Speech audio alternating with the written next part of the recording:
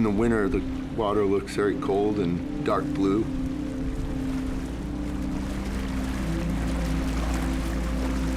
Days can be really harsh. It's really hard work. There are thousands of people that have contributed to make Island Creek what it is today. Native Americans would come to Duxbury to fish in the bay and farm here, and Europeans, settled here, and that tradition carried on until the 20th century.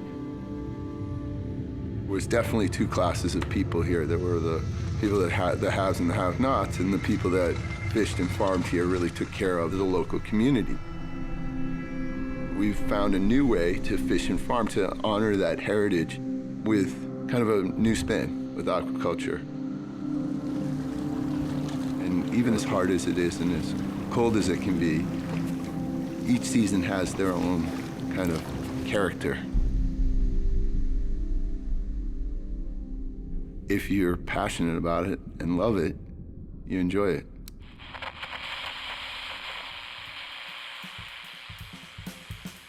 I'm Skip Bennett. So growing up, I spent a lot of time on Duxbury Bay, and I was very passionate about it. I loved being on the water.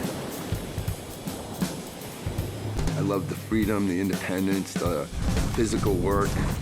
I understood that it was my passion, that was what I wanted to do. There was Hurricane Bob wiped out every single mussel in Duxbury Bay. I think that for me was the time when I realized that as much as I loved shell fishing and working on the bay, that it was very unreliable. I heard about some guys out in Wellfleet that were growing clams.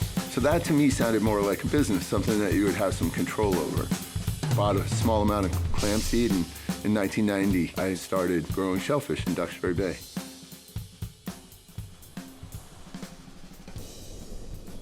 I was ready to have my biggest harvest, and I got wiped out by a parasite. So all of my clams died. I always had the attitude that everything happens for a reason. There was some strange reason why this had happened to me. I heard about a guy up in Maine that was growing oysters and selling oyster seed. I didn't even know if the oysters would grow in Duxbury Bay because there were no wild oysters in Duxbury. And they did really well. It turned out that Duxbury is a phenomenal place to grow oysters. This small, kind of unique area in Cape Cod Bay became really like the Napa Valley of oyster farming. Innovation, the way that things have changed over a period of time since I started growing shellfish, we've just added so much, the hatchery and the land-based nursery.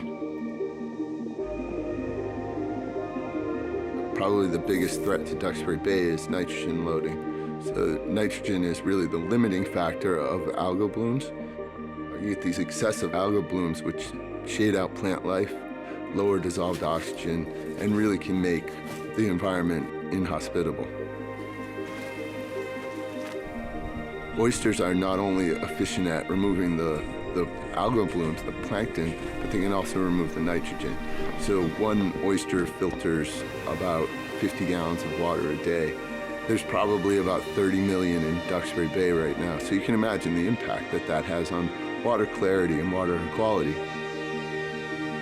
When I see really great oysters that are growing really well and they're happy, that's important because it is an indication of how healthy our bay is.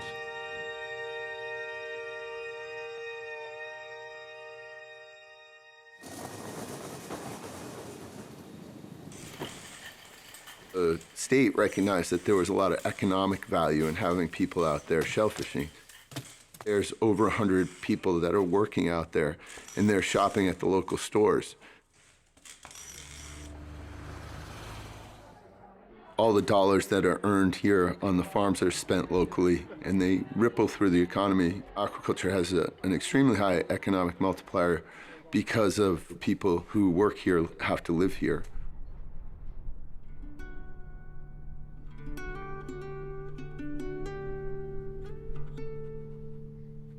Coming in off the water and seeing several hundred people down at the raw bar or the patio looking out at the water, it's amazing to see all those people out there Not only enjoying the oysters that we grow, but looking out over the bay that produces those oysters. I farmed on Duxbury Bay for 8 years alone. And now there's, 25 farms out there and over 100 people working out there. Not to mention all the people that are coming here to Duxbury for the oysters. And it's not just the patio, it's going to the local store and seeing oyster merchandise.